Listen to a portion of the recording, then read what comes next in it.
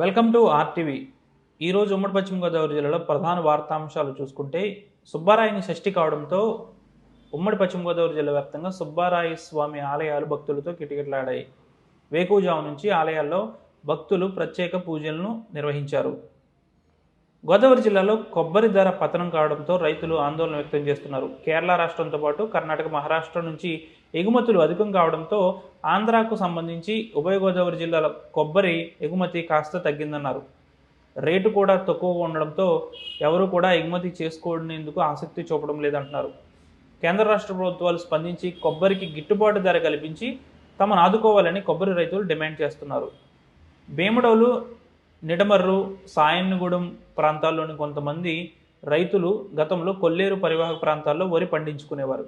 అయితే కొల్లేరు పరివాహక ప్రాంతాల్లో ఎటువంటి వ్యవసాయం చేసేందుకు వీలు లేదంటూ సుప్రీంకోర్టు ఆర్డర్ ఇవ్వడంతో ప్రస్తుతం అక్కడి రైతులు మరొకసారి వ్యవసాయం చేసుకునేందుకు అక్కడికి వెళ్లారు. అక్కడ ఉన్న ఫారెస్ట్ సిబ్బంది వారిని అడ్డుకున్నారు.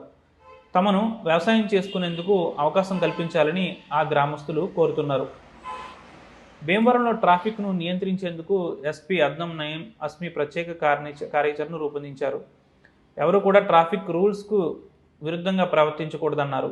ఒకవేళ ట్రాఫిక్ రూల్స్ను అధిగమిస్తే లైసెన్సును పూర్తి స్థాయిలో శాశ్వతంగా వారికి లేకుండా చేస్తామంటున్నారు. ట్రాఫిక్ రూల్స్ను అధిగమించే వారిపై ప్రత్యేకంగా కేసులు నమోదు చేసి పూర్తి స్థాయిలో వారికి లైసెన్సును క్యాన్సిల్ చేయడం జరుగుతుందన్నారు ఎస్పీ అద్నం నయీం అస్మి.